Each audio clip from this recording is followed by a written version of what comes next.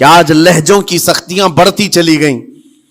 اور آپ کو پتا ہے قرآن پاک میں رب تعالیٰ نے یہ فرمایا وَلَا تَقُلْ لَهُمَا اُفٍّ وَلَا تَنْهَرْهُمَا. والدین کے بارے میں بچوں کو کیا کہا گیا؟ ان کو اف تک نہ کہو. لیکن زبان جب کھلتی ہے نا ماں باپ کے خلاف، نوجوانوں کو ہم نے دیکھا ہے گالی گلوچ کرتے ہوئے اور اتنی بری باتیں کہتے ہوئے معاذ اللہ. عزیزان گرام وقار، حضور نے تو یہ فرمایا جس نے پلٹ کر کے اپنے ماں اور باپ کو سخت لہجے میں بات کیا یا ان کی نافرمانی کی، حضور فرماتے میرا دل چاہتا ہے کہ اس کے گھر کو آگ لگا دوں، آگ لگا دوں. اس لیے اس بات کو ہمیشہ یاد رکھیں، تمہارے لہجے کی سختیاں کسی کو زخمی کر دیں تو آخرت خراب ہو جائے گی، آخرت خراب ہو جائے گی. حضرت علقمہ رضی اللہ تعالیٰ عنہ حضور کے صحابی ہیں، حضور صلی اللہ علیہ وسلم کے صحابی ہیں. آخری وقت آ گیا تھا لیکن زبان نہیں کھلتی تھی. حضور پاک صلی اللہ علیہ وسلم کے پاس سفارش لائی گئی کہ آپ کے وہ ساتھی ہیں انتقال کر رہے ہیں لیکن زبان پر کلمہ بھی نہیں آتا. حضور تشریف لائے، دیکھا، پوچھا گھر میں ان کے کون کون ہے؟ کہا بیوی ہے اور ماں ہے. ماں کو بلایا اور کہا علقمہ کے بارے میں کیا کہتی ہو، کیسا تھا؟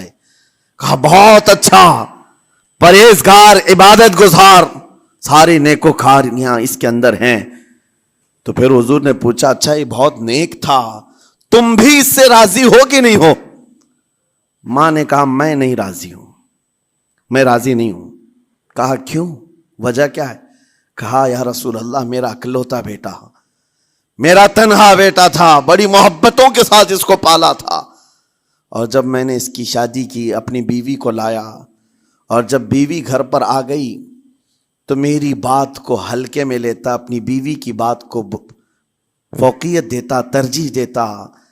اور اس وقت غالباً یہ باتیں تھی کہ زبان سے کوئی کلمہ ان کے نکلا ہوگا جو بیوی کی حمایت میں تھی، ماں کو تکلیف پہنچ گئی. کہا میرا دل گوارا نہیں کرتا، میں اس سے راضی نہیں ہوں، باقی وہ بہت نیک بندہ ہے، بہت اچھا ہے. حضور نے فرمایا دیکھو زندگی کے آخری پڑاؤ پر آ چکا ہے، روح نکلنے کو ہے، معاف کر دو. وہ بھی صحابیہ تھی، انہوں نے کہا آقا آپ کا حکم ہے یا مشورہ ہے؟ اگر حکم ہے تو پھر ماننا ہے.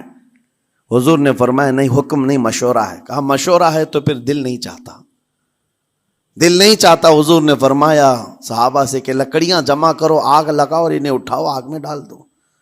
آگ دہکائی گئی تو ماں کی ظاہر سی بات ہے ممتا بے چین ہو گئی. کہا ان کو میرے سامنے آگ میں ڈالیں گے؟ کہا ہاں، اس سے بہتر ہے کہ وہاں جلے گا، یہاں جلے. وہ ماں کہتی آقا آپ گواہ ہو جائیں میں اپنے بیٹے کو معاف کرتی ہوں.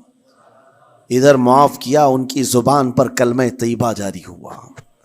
میرے عزیزو یہ بتانا مقصود اس لیے ہے کہ زبان سے دیے ہوئے زخم خواہ والدین کو ہو، یہ معمولی نہیں ہوتے. ہو سکتا ہے آخری وقت تمہاری زبان بند ہو جائے اور کلمہ طیبہ بھی نہ جاری ہو، زبان کھلنے بھی نہ لگے، یہ حالات آ جائیں گے.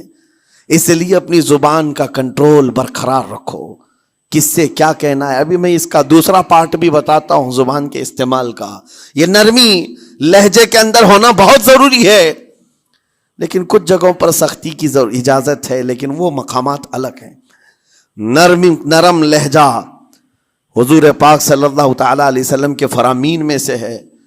ایک بات بڑی بغداد مقدسہ میں نے ایک ولی پاک کی زیارت کی، ان کے آستانے پر بھی میں ابھی بیان کیا تھا. حضرت بہلول دانا مجذوب بزرگ تھے اور بغداد کی گلیوں میں کہیں پر بھی بیٹھ جاتے تھے، اور جو جانکار تھے وہ سمجھتے تھے یہ اللہ والا بندہ ہے. مجذوب کس کو کہتے ہیں؟ جس کی یاد الہی میں عقل فنا ہو گئی، ختم ہو گئی، اللہ کے ذکر میں اور اللہ کی یاد میں اپنے آپ کو فنا کر دیا ہے. اس کے اوپر شریعت کا قلم نہیں. ظاہر سی بات ہے شریعت کے سارے احکام اس پر ہیں جس کی عقل سلامت ہے. عاقل ہو، بالغ ہو تو نماز فرض ہے نا، عقل ہی نہیں ہے تو وہ مجذوب ان اولیاء کو کہتے ہیں. لیکن ان کے بارے میں حدیث میں ہے، اللہ کے نبی نے فرمایا وہ ایسے بندے ہیں کہ اگر اللہ کو قسم دے دیں کسی بات کی، اللہ ان کی قسم پوری کرتا ہے. وہ بہلول دانا بیٹھے ہوئے تھے. بغداد کا ایک مشہور تاجر تھا, لیکن خستہ حال تھا, بہت نقصان اٹھا چکا تھا, خسارے میں چل رہا تھا, بزنس پورا لاس میں. اور وہ پریشان حال بہلول دانا کے پاس آیا, گڑ گڑایا, کہا کہ حضور مجھے بچا لیں, رحم کر لیں, میں تاجر ہوں, لٹ گیا ہوں, لاس میں ہوں, کچھ آپ فرما دیں, میں کیسے اس بھنور سے نکلوں. بہلول دانا نے دیکھا, کہا ٹھیک ہے, کچھ پیسے بچے؟ کہا ہاں ہے, وہ بس اتنا سرمایہ ہے کہ مال لیتا ہوں پھر بیچ دیتا ہوں, نفع نہیں ہوتا. بہلول دانا نے کہا ایک کام کر, کالا کپڑا جتنا ملتا ہے سب خرید لے, پورے شہر سے کالا کپڑا جہاں جہاں مل جائے سب لے کر اسٹاک کر لے. کہا جی حضور آپ نے جیسا فرمایا. گیا, جتنا سرمایہ تھا سب لگا دیا, کالا کپڑا خرید کر ایک جگہ اسٹاک کر دیا. اللہ والے کا حکم تھا. لیکن ہوا یہ کہ بغداد کا معمول تھا, 8 دن گزرے نہیں تھے کہ وہاں وقت کے حاکم کا انتقال ہوا. اور جب حاکم کا انتقال ہوتا تو شہر کے جتنے بڑے لوگ ہوتے, رئیس لوگ, وہ اس کے سوگ میں, اس کے غم میں کالا کپڑا پہنتے تھے. اور کالا کپڑا سوائے اس تاجر کے کسی کے پاس نہیں تھا. اور سارے بڑے لوگ پیسوں سے اس کے پاس کالا کپڑا خریدنے آئے. یہ منہ بولے قیمت پر, جیسے تیسے جتنی قیمت پر بولے سب خرید کر لے جاتے. اور پل بھر میں, ایک دن کے اندر وہ بہت بڑا کروڑ پتی بن گئے, بہت مال آ گیا. یہ بات یاد رکھیں, اللہ مال دیتا ہے, اس کے بعد پھر آزمائش بھی ہوتی ہے. مال اتنا آ گیا, اب لے کر کے مستیاں تھیں. چند دن گزرے, ظاہر سی بات ہے مال کو بڑھانے کی تمنا ہر ایک کی ہوتی ہے. کوئی یہاں پر اینڈ کرنے والا نہیں ہے دنیا میں, چاہے اس کا بزنس اربوں پر بھی پہنچ جائے, اسے آگے پہنچنا ہے. چند دن گزرے تھے, 8-10 دن, پھر آیا حضرت بہلول دانا کو ڈھونڈتے ہوئے. ایک جگہ میدان میں یہ مجذوب بزرگ بیٹھے مل گئے. آیا اور کہا او دیوانے بتا اب کیا خریدوں, پیسہ بہت ہے ابھی میرے پاس, بتا دیوانے اب کیا خریدوں. انہوں نے دیکھا, کہا کہ لہجہ تو بدلا ہوا ہے, پیسہ بہت زیادہ تھا. کہا کہ ٹھیک ہے کوئی بات نہیں, اللہ والوں کو ان سب چیزوں سے کوئی لینا دینا نہیں.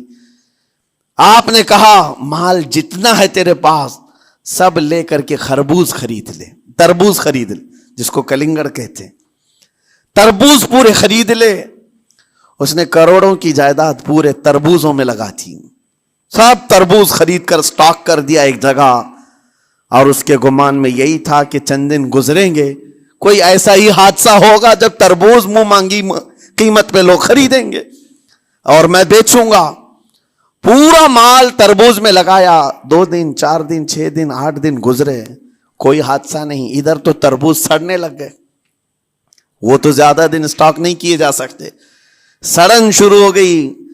پھر تھوڑے دنوں کے بعد پورے کے پورے سڑ گئے. کروڑوں کا مال تربوز میں سڑ کے چلا گیا. وہ کچھ بھی نہیں سکا, کچھ نہیں کر سکا. واپس چیختا چلاتا اسی حالت میں آیا, پہلے سے بھی زیادہ بدتر حالت میں آ گیا ہوں. دوڑتے ہوئے آیا, حضرت بہلول دانا کو ڈھونڈتے ہوئے. کہاں ہیں وہ؟ اسی جگہ بیٹھے ہوئے مٹی میں بیٹھے رہتے تھے. قریب آیا اور کہنے لگا کہ آپ نے میرے ساتھ ایسا کیوں کیا بہلول؟ بہلول دانا نے کہا کیا ہوا؟ کہا میں تو لٹ گیا, تربوز میں پیسے لگائے آپ کی وجہ سے اور پورے سڑ گئے. بہلول دانا نے کہا میں نے تو کچھ نہیں کیا, پہلے تو تجھے نفع ملا تھا وہ تیرے لہجے کی وجہ سے, اب خسارہ ہوا ہے تیرے لہجے کی وجہ سے. پہلے جو آیا تھا بات کرنے کے لیے اس وقت تیری تمیز الگ تھی, تیری تہذیب الگ تھی, اخلاق الگ تھی. گڑ گڑا کر کہا تھا کہ میں لٹ گیا ہوں, آپ رحم کر دیں. دوسری بار آ کر کے کیا کہا؟ او دیوانے بتا کیا خریدوں. لہجہ بدل گیا تو پوری حیثیت بدل گئی. زبان ہماری اونچائی پر بھی لے جاتی ہے اور نیچے بھی لے آتی ہے. اس بات کو ہمیشہ ملحوظ رکھیں کہ اس زبان سے بہت سارے لوگ نفع بھی اٹھاتے ہیں, بہت سارے لوگوں کو نقصان بھی ہوتا ہے.